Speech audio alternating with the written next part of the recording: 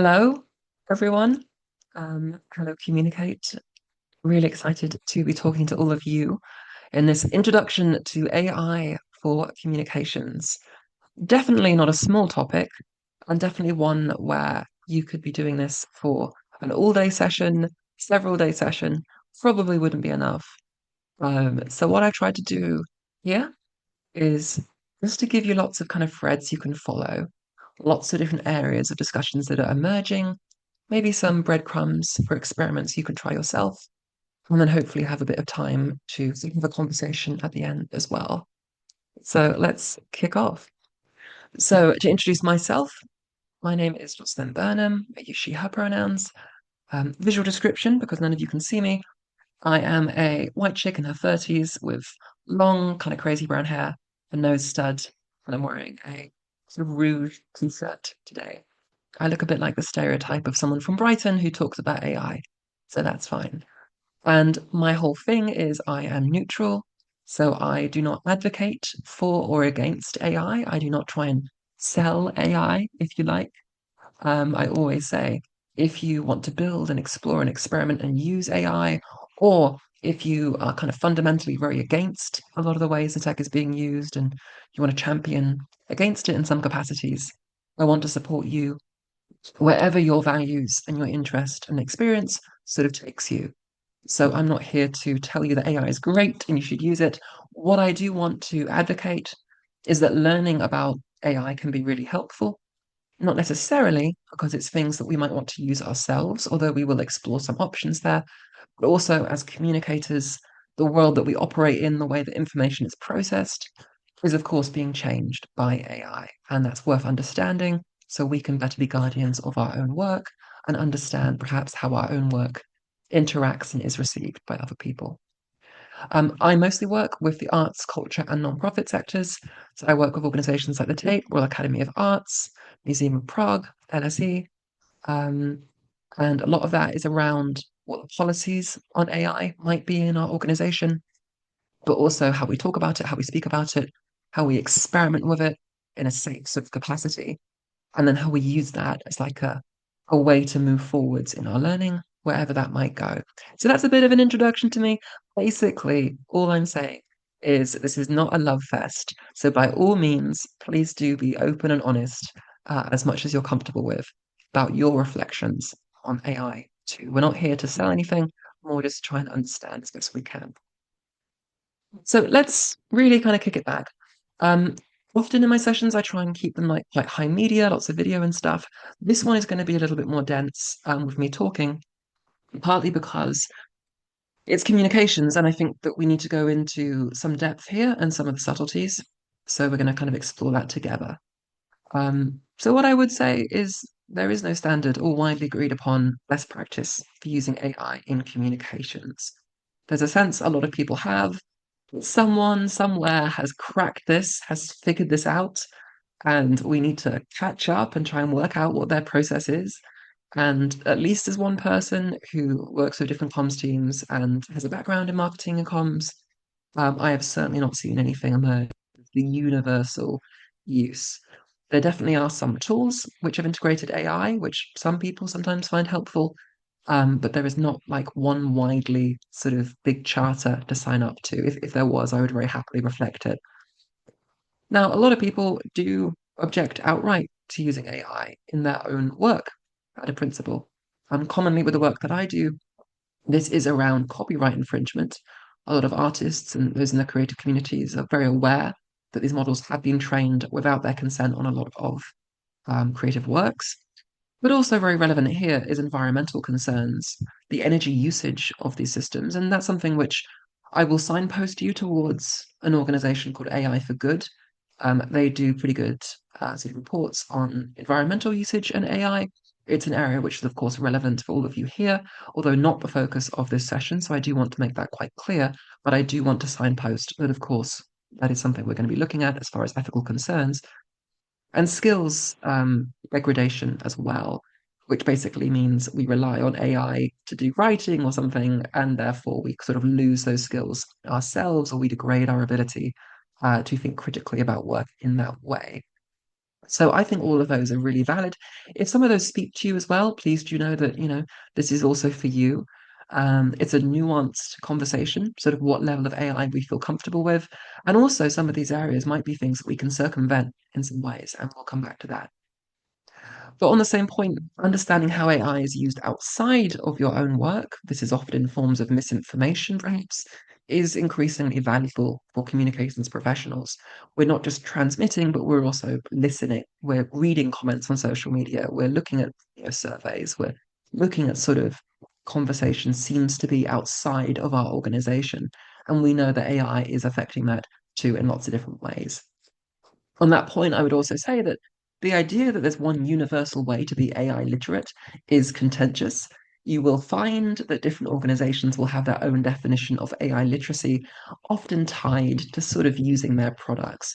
So, what I personally champion is that AI literacy is going to be different for everyone, but a really good starting point is thinking about what your values are, then also looking at what your interests are, then kind of stepping back and looking at what your audiences are doing, what your customers are doing, what those who you work with are doing too, to kind of get a sense of that external world. But whatever your view on AI is, I think it's not too controversial to say that some of these tools are quite powerful. They've gained widespread use in a very short amount of time, and we're still discovering a lot of their capabilities.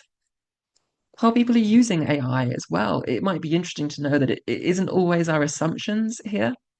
There are lots of different studies and bits of research about how people are using AI. I'm not saying this is the best one, it's just one that I quite enjoyed reading and has a pretty interesting methodology. And they found at least that therapy and companionship is now the number one use of AI. And you might be surprised at that.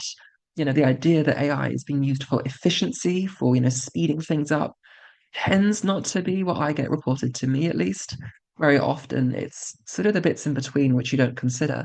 It might be the person who's a bit stressed one day and talks to ChatGPT to kind of offload some of that, or it might be somebody who is working with it for their form of dyslexia or autism, and that allows them to do work in a way which they prefer or they can champion. So it's always quite different, our assumptions on AI and what they can be used for. And because of this, something that I really champion and I really encourage is if you want to experiment with different types of ways of using AI, please do. Don't see it as a tool that's only good at one or two things or is only possible at using for one or two things. You might find a way of using it which kind of is very surprising to you, and you only get there through experimentation. Okay, so for the purposes of this talk, I promote the idea that, yeah, low stakes, hands-on experimentation is the most effective way to learn about, develop critiques towards, and sort of just generally understand AI models and systems. There are lots of different ways that you can experiment with AI. Sometimes these are quite formal ways. So you could collect data and analyze how effective a certain AI process was, or they can be more playful, using your curiosity and your interest to try out different things or make one-off projects. I do encourage playfulness. I think it's a great way to learn and experiment, make little sandbox things, make little projects that are just about exploring the technology in different ways. It's a very good way of developing your understanding and kind of breaking free of someone else's narrative about how you use AI. I would also really say that learning about and experimenting with AI does not mean that therefore you're going to advocate for it. Learning does not mean loving. It just means getting a better appreciation of what these models can do, and then using your judgment about what shape these might take within our work or how we might understand how they affect our work when other people use them. And how we use AI and how we assess it is going to be different for each of us, for all of our unique brains and backgrounds. If you find different things interesting or challenging, or you have different types of neurodiversity, your values, your experience, and your goals, because we're all different, we're all going to have different perspectives on certain parts of the tech. We might find certain things helpful, we might find certain things low quality. For my own part, when I have people who generally tell me where they're getting most value out of using AI, it tends to be responses to things that are quite specific to their own brain. So I've had people with dyslexia, which I have too, report to me that they found ways of working with AI that they found incredibly helpful when they're working in sort of communications sort of projects. But I tend not to see like one whole team develop one AI process that works for everyone. It sort of tends to be quite idiosyncratic like that. And I kind of encourage you to embrace the fact that your own brain, your own experiences, and your own goals are going to be different than other people. And that means that your assessment of AI will also be different. It will reflect that. So I want you to kind of go into this. This is my provocation with the idea that there's going to be different views here. Even with people who have tested a lot of these tools and have tried a wide range of things, you're not going to find that you agree with everyone. I don't think you ever will. It's the same with using the internet, really. We're not all going to agree on what the best websites are. Everyone's going to have something which works for them, for their process. And I think respecting that and understanding that with AI is a healthy place to begin. On the topic of dyslexia, though, I thought it might be interesting to show you an illustration of what I mean when I talk about people using AI in different types of ways for their brains. And I felt this one was relevant because it was working with reading text and sort of learning, kind of understanding, comprehending. This is just a clip from somebody who I found using kind of a novel way of using AI that just happened to work for their brain. And this is something which I've used with dyslexia that I found very helpful, and I've seen other people use too. Here's how I use it. So what I do is I sit on the couch like this and I grab a book, good book, and I'll just open up ChatGPT and I'll hit the advanced voice mode button. So then what I do is I just rest it on the couch right behind me like this and I start reading. I'm reading The Birth of Tragedy, and he says, "Man is no longer an artist. He has become a work of art. The artistic power of the whole of nature reveals itself to the supreme gratification of the primal oneness amidst the paroxysms of intoxication." What does that mean? Nietzsche is diving into some deep philosophical waters here. In The Birth of Tragedy, when he says man has become a work of art, he's talking about how in moments of ecstasy or deep connection with nature, people lose their individual selves and become part of something greater. One of the things it's so good for is getting context on historical figures or terms you don't know while you're reading. I just like showing that clip because I think it's a good illustration of using AI in a way that might work for your brain that somebody else might not want or need to do. And I think a lot of the time when we explore AI, we're going to be discovering things that might fit us, might not Here's necessarily fit other types of people or other people doing similar roles. Now, when experimenting with AI, especially in terms of communications, I would suggest you don't use it for creating copy. You generally are going to find yourself getting into lots of kind of pitfalls when you do that. One of the best ways to work with it early on is using it to criticize your copy or get feedback on your copy. If you just want one starting invitation, it's don't just generate copy with these models, even though they can look impressive, but use them instead to give yourself criticism. Ask them to give you some bullet points on an area that you want to have the criticism applied to. Maybe the accessibility of your writing, maybe the SEO of your writing, maybe how your writing compares to your style guidelines. Things like this. Ask for criticism. It's often a really nice way of working with these systems and one which allows you to interrogate your work a little bit further. It's really important to remember as well AI is essentially just internet bias, but sped up. So the way that these models are trained is they're basically fed all of the public information available on the internet. That means that their knowledge and their understanding of the world is biased towards the volume of data they get from different countries and different demographics. And there's no getting around this. Knowing that you are applying the bias of the internet every time you want to use one of these tools is fundamental. When you think AI, you should think bias. These systems are just trained on the data that's available to them. That data is heavily biased towards Western wealthier countries and towards certain demographic groups that produce more data. Data is always biased in some way because somebody always stands to benefit from data existing. With that said, bias isn't necessarily always bad. So you can have bias, for example, towards good first aid advice, because it's processed a lot of different medical information.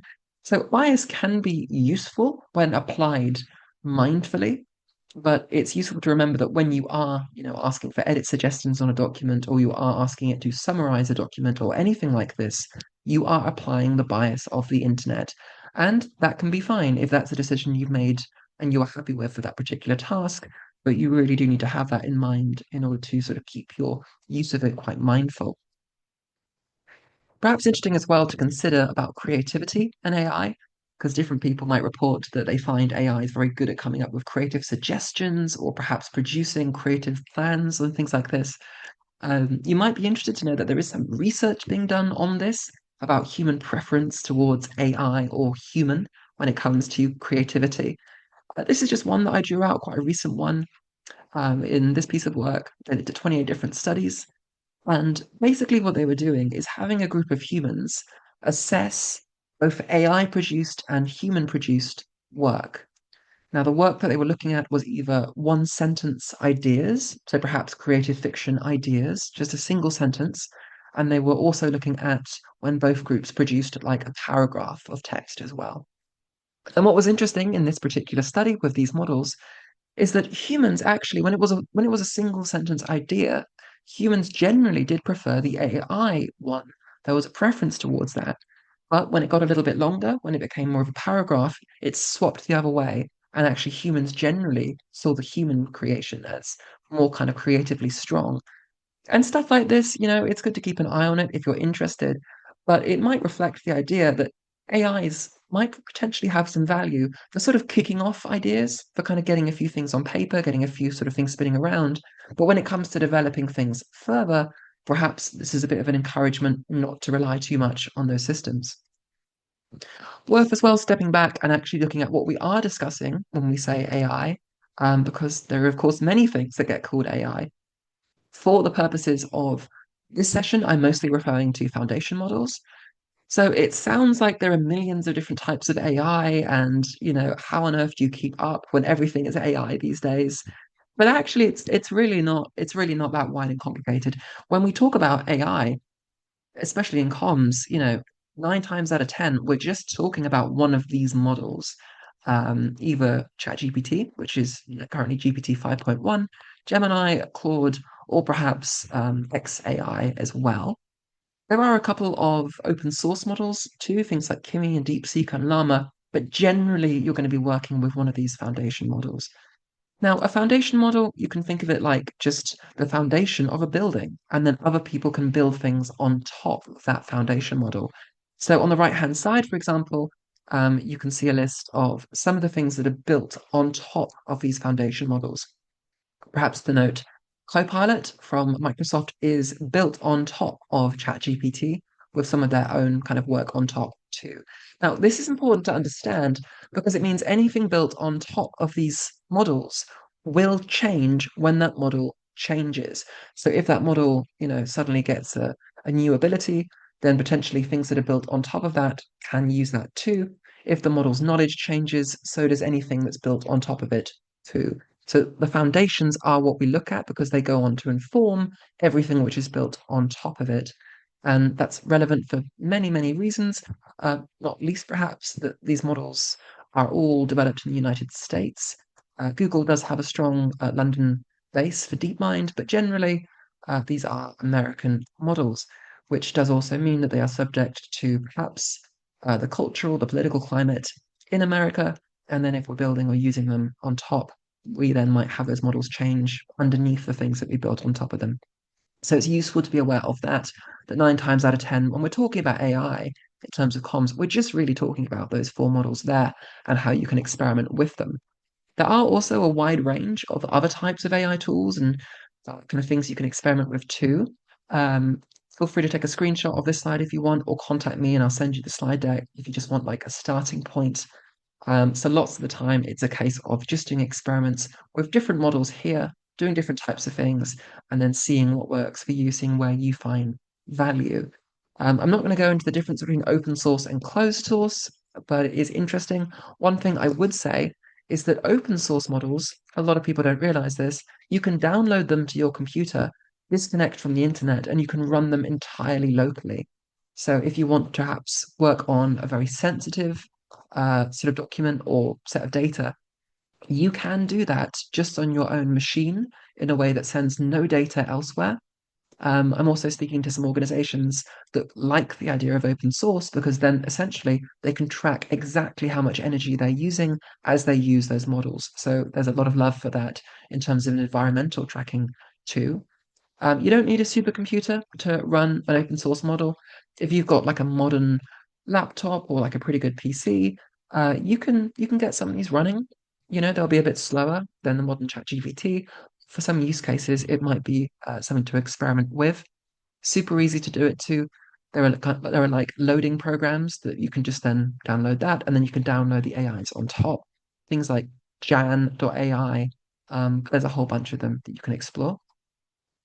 So I thought I'd show you perhaps a demo of just one AI program that when I work with people who work with comms, most commonly tell me has become their favorite. So I'm not saying good or bad, but this is one which people who kind of work with text a lot seem to like. So I thought I would sort of spotlight this one. This is Notebook LM by Google. And in this example, you're going to see me doing a really basic use of it, where I just use Google Scholar with it. Okay, so now in this example, let's start with Google Scholar. You can use other kind of research websites if you like, but this is just one that I'm using. And I'm going to search for engaging audiences and museums.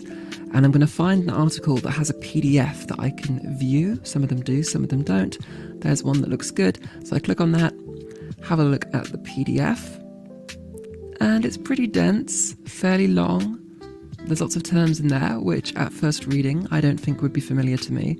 So let's save that and go to Notebook LM and start a new one. Then I can just drag and drop that PDF on there. There we go.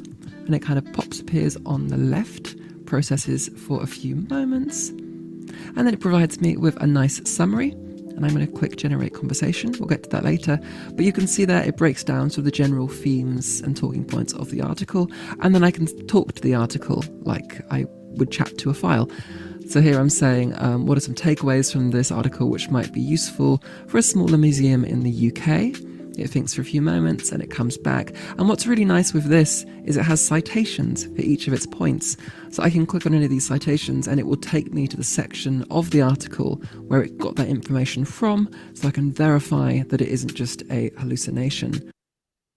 Now you can actually do loads with Notebook LM. It's also free to use. I'm not sponsored by Notebook LM or anything, but this is one which does seem to be kind of a recurring tool that a lot of people who I talk to in comms who use AI seem to like.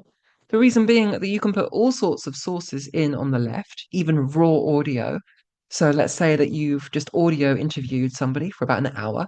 You can literally drag the raw audio file as a source, pop it down there, and then you can ask questions of the file. So it'll automatically transcribe it in the background, and then you can work with it as the text.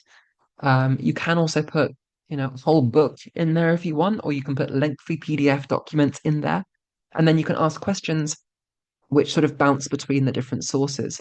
So, for example, you could put in your year-end report.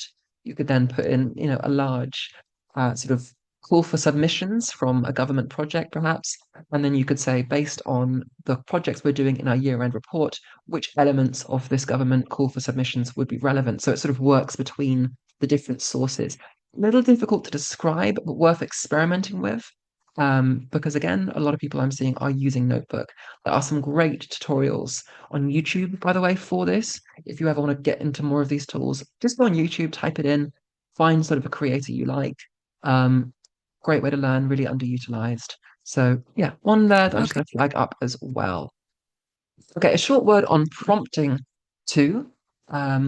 If you're not sure what prompting is, that's just the command that you send to the AI, to the chatbot. It's just the actual thing. And there's a lot being said on prompting. There are some people who call themselves prompt engineers, and it's become a whole thing. And there's a lot of, stuff on how to write a good prompt. I kind of step away from that. I think that these systems are getting to the point where you don't need to learn a whole language about how to prompt them. The whole point is they work in natural language. But there are a couple of basics which are good to keep in mind. The first is giving a concrete goal. So, for example, if you paste an article that you've written into, Gemini or ChatGPT, rather than just saying, what's wrong with this or can you improve this, be more specific. Say, can you give me some bullet points about some areas of this which don't, hit good accessibility best practice or something like that? Give it a goal. Tell it what to output as well. Give it context too. So tell the model who the audience is, how the text will be used, tone, length, jargon level, format. Really get a little bit detailed. Go a few steps further than perhaps you're used to. And again, by all means, give it as much as you feel comfortable with. Give it your year-end report, give it your star guidelines, give it anything which isn't sensitive, which you're perfectly happy to share. that will only usually create a stronger response. And yeah, give it structure when you need structure. If you want a table, a step-by-step plan, do specify it. Try not to be vague. All of this comes down to just be specific.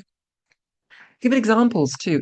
If you give a model a couple of examples of something which you already really like, it is so much better kind of working towards that with your next request. So do give it lots of examples of things which you already think is good quality. And then do iterate as well. That means do continue having the conversation with it. So, use it as a bit of a conversation, sort of nudge it in the direction that you want and see where you get with that. But really, a lot of it is just about experimentation, giving it as much background context as you're comfortable giving it, and then seeing where you go. And then what type of thing can we actually experiment with, at least with text, when it comes to comms? So again, you could give it your style guidelines, ask it to critique a piece of copy based on that, ask it to critique the logic or the argument of a piece of writing you've used, providing the model with some copy and asking it to give you bullet points on accessibility, um, giving, yeah, like Notebook LM raw audio files is a good one, having a model produce notes based on audio file that you provided, using a model like ChatGPT to perform deep research on a subject to give you a starting point and understanding on it. Deep research, by the way, is sort of a feature that most of these large language models have now, where you can basically give it a research topic. It will then go off, spend 5, 10, 15, 20 minutes researching different sources, and it will come back with like a long report for you to read. The report might not always be super great quality, but sometimes it can at least give you sort of some background, some starting points. So do try that if you are curious. Lots of people are using models to condense text and summarize documents, drawing out interesting quotes. Sure, experiment with this, but do remember again, you are applying the bias of the internet when you do this. And that means that it might draw out things in that summary which perhaps you wouldn't have chosen yourself. There was a museum I was working with. They were uploading historical documents. It was a diary they were uploading to these systems and asking it to summarize them. They actually stopped doing that because they found that the models kind of sanitized the source. They were sort of skipping over or watering down sort of the more spicy or brutal bits of that document. And actually, they decided that summarizing with an AI wasn't for them. That was kind of doing things to their content that they didn't like. So do really be mindful when you do that as well, because summarizations sound neutral, but actually they're a big surface where bias can be applied. Some people use a model just to suggest relevant emojis for social media. Comms often is emojis. I use emojis. I have to learn how to kind of be emoji literate. But then also helping you organize dates, content plans, meetings, and logistics. But again, I really encourage you just to experiment with this. Remember that you're the best expert, you're the one assessing it. If you don't like something, if you don't like the way that the model's done something, don't use it. Don't feel compelled to do this, and don't be overly impressed when it does something very quickly, too. So, like we said, each of these tasks we just described provides a bias. Sorry, it provides an opportunity for bias to take effect. And bias can be very subtle. The example I just gave, it can slightly sanitize language or gloss over details that we consider important. Also, be mindful, don't use AI to research a demographic of people, or only do so when you have involvement of somebody from that demographic. It's very easy to get into a feedback loop with AI where, you're learning about something which, based on flawed data, which reinforces more flawed data. This can happen quite often. A very typical example of this is people making sort of AI personas of their customers. You might have seen people do this, where they create like a virtual version of their customer that they can speak to and bounce ideas off. Not really a great idea because you're going to be getting a lot of bias in that. And also remember that AIs generally are much more likely to agree with you and be positive than a human would too. There was a study done recently, but I can find it if anyone wants me to find it for them, where they found that actually AIs are twice as likely to agree with a statement that a human made than other humans assessing the same statement. So AIs will generally kind of, what's the phrase the kids are using? They'll gas you up. I'm really not down with the kids and stuff like that. They will try and encourage you. They'll tell you that what you've done is really good. But do remember that that is kind of a flaw of using them. Hallucinations are also ever present. So the way that these models work is they're not logic-based models. They are sort of prediction engines. They're trying to intelligently sort of guess the next piece of information or text in a sequence. So that means they will sometimes just make stuff up out of thin air. And they can do this in a way that seems very authoritative. I always say a good way to test hallucinations, just generally, is talk to a model for a while about a subject that you are already an expert in. It could be the street you grew up, could be your favorite TV show, could be yourself if the AI knows who you are. But have that conversation and it will give you a bit of an appreciation of how often it just says stuff which is completely made up. Even the frontier models, so the real best models in the world, still have a hallucination rate between 1.5% and in some cases about 12%. It can really be huge depending on the type of work you're doing with it. But even if we call it 1.5%, that's still, after a couple of sessions, you're going to get a pretty major hallucination. Also, be mindful, we mentioned this before, but most models we use are developed in the USA, and the current administration there has talked openly about using its influence to make these foundation models less woke. You can read the AI action plan that was published by the White House. Makes for some scary reading, to be honest. But important to understand that when we're using these models that are created in different regulatory environments, we are inheriting that. We are getting the culture of that. We are getting the decisions made from that area about how these were developed. So it's sensible to reflect on that and be mindful of the considerable power these models might have in influencing our language and our perspectives, and how their values and beliefs are not necessarily something we have the ability to control. So I encourage you to keep an eye on this area. Two, it's also why some organizations I'm working with like using open source tools because they know that they're not suddenly going to change overnight. Short word on misinformation as well. So the majority of internet traffic is now bots, is now automated sort of requests for pages for data. But for our purposes, many of these are fairly harmless. They mostly sort of scan the web for updates and content. But bot accounts are incredibly widespread on social media, and these often act to push political positions or divisive opinions. You might have found that, on an average post, perhaps you get 15 comments or something. But then on the one thing where you mentioned, a social action project, or, it could be anything really, suddenly you've got like 300 people who really seem to care, who apparently have been following your account all this time and have been waiting to, and what it is it's bots scanning for keywords, and then, perhaps alerting perhaps some real humans to it. Very often it's bots.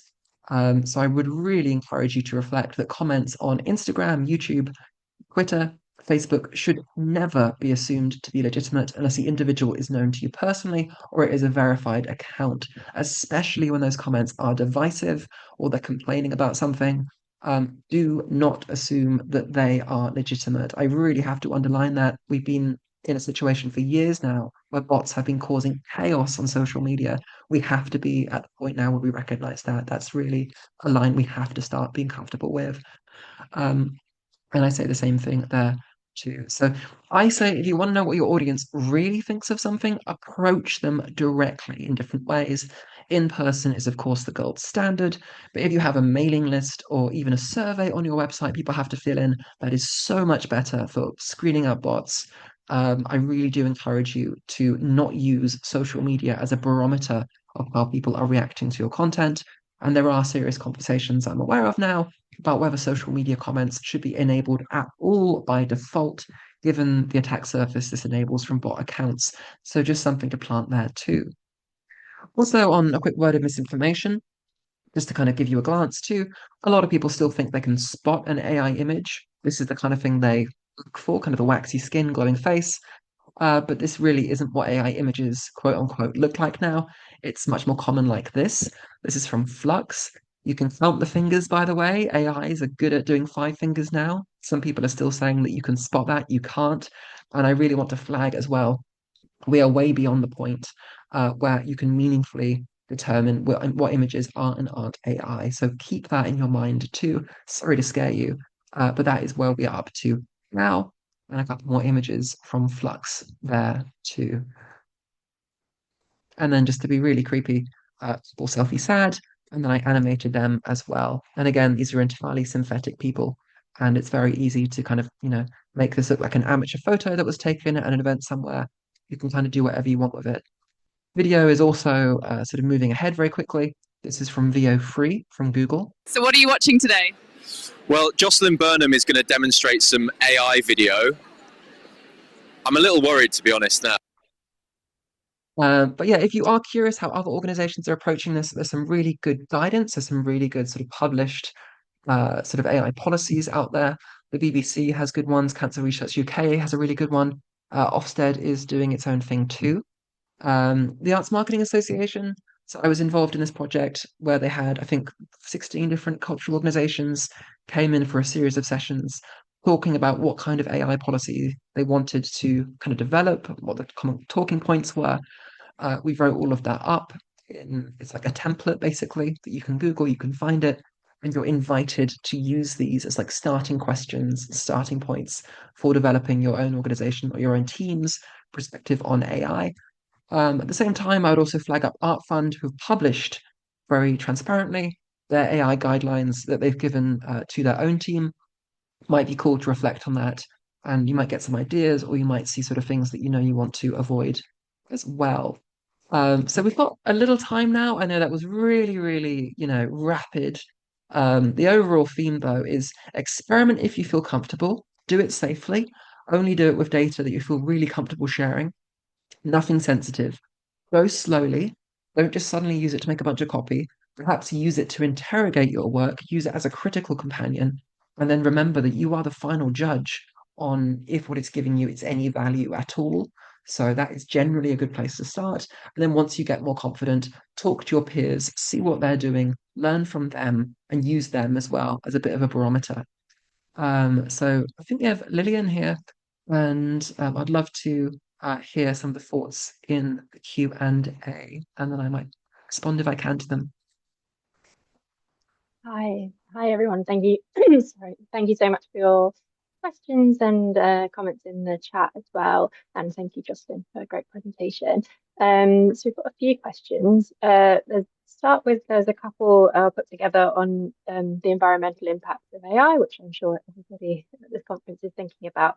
So the first one is, are you concerned about the environmental impact of AI? And I'll put that with the other question, which is, are there any campaigns or think tanks that you know about who are working on making AI more ethical, for example, in copyright or environmental issues? Yeah, great question. So for environment, good bit of reporting recently came from the Washington Post. So if you Google Washington Post AI environment, you should find that. And it does highlight kind of misconceptions on all sides, then also something that won't surprise any of us that yes, AI is massively energy consuming. That said, there is a misconception about the text generation with AI. So if you're using just ChatGPT for text, for example, you'll have to check this. I am saying this from memory, but it was something like you have to do 1,200, that's 1,200 sort of questions and responses from ChatGPT before it uses the amount of water that you would use when you flush a toilet once, that kind of thing. The water usage is brought up a lot, and at scale, that is a huge thing. At personal level usage for text generation, it's actually a little bit less than some people think it is. That said, when you get into producing images or especially video, the energy consumption is an awful lot higher. So I would encourage you not to kind of see all AI as one thing when it comes to energy usage. Generally, text is an entirely different ballgame in terms of using less energy. That said, training the model initially does use a huge amount of energy, and it's very difficult to get like good, reliable data from organizations, from AI organizations about their energy use. That said, the text generally is less than people usually assume. As far as think tanks, ethical AI, yeah, again, AI for Good is a really good organization. I would also, if you're based in or near London, there's an organization called Newspeak House, really high quality AI events. They have a lot of discussions there, they have a lot of experts there. I think much better to do things in person if you can, because when you just get into reading things on AI online, it can really just be such a lot of noise that it's very difficult to cut through. So if you're interested in that, I would encourage you to go to some of those events, sort of meet some people in that space. Really good thing to do. And then otherwise, try and rely on reputable news sources who are doing reporting on this. Vox, Washington Post, Wired as well. So that's sort of where I would generally steer to. Great, thank you. That's great resources. So I just have 5 minutes left, so I'll just jump to the next question, which is there are a couple about reticence about sharing sensitive data with these tools, about ChatGPT or other AI tools, and both ask how can we be sure what's happening to the data that we put in and feel confident about using it for work purposes when there might be sensitive data involved. Yeah, so it very much depends on the model. Some people, for example, are quite happy using Microsoft Copilot because that's covered by the terms of service and privacy policy of sort of the broader Microsoft agreement. A lot of organizations sort of institutionally are quite comfortable with. That said, yeah, please don't go putting sensitive stuff in any of these models, really, to be honest. Even if you pay for, the current pro version of ChatGPT and all this, it won't necessarily train on that data, although sometimes it will, unless you specifically tell it not to. So do keep that in mind. But also, that data is also processed on their servers, usually internationally. And then even if you delete it from your own chat, that information is still stored, I think, for 5 years for American regulations. And even if you took the view that these companies had the best intentions in the world, they are obviously still targets for hack attacks too. So there are risks that are baked in each step of the way. You can't get around that really. Unless you're using an open source system, which is only on your own computer, inevitably you are sending data somewhere else and you're sort of at the mercy of how that data uh, is used. So what I would say, if you are using any model, any major model, Claude, ChatGPT, Gemini, and you have an account, normally there is a way that you can at least switch off your uh, your data being trained on. But that's not to say that it won't be stored in some capacity. So yeah, good question. Generally just don't share things that are too sensitive. Try not to if you can absolutely avoid it. And if you have to, make sure you check in at least with your organization on what your policies are. And GDPR is very much still a factor in this. Great, thank you. Very good to bear in mind. Um, a couple on AI bots. So this one, we've been having issues with AI bots answering our surveys, and there seems to be no way to block it. Have you encountered anything like that? And do you have any tips on how to tackle that sort of thing? Really interesting. I'd love to talk more about that because I didn't know that surveys were one that were being sort of hit as strong, but it makes sense. No, it's a fundamental issue that the internet's experiencing right now. You can see it all over YouTube, Instagram, wherever, that bot accounts have become good enough to slip through a lot of the sort of safety precautions that the websites have set up.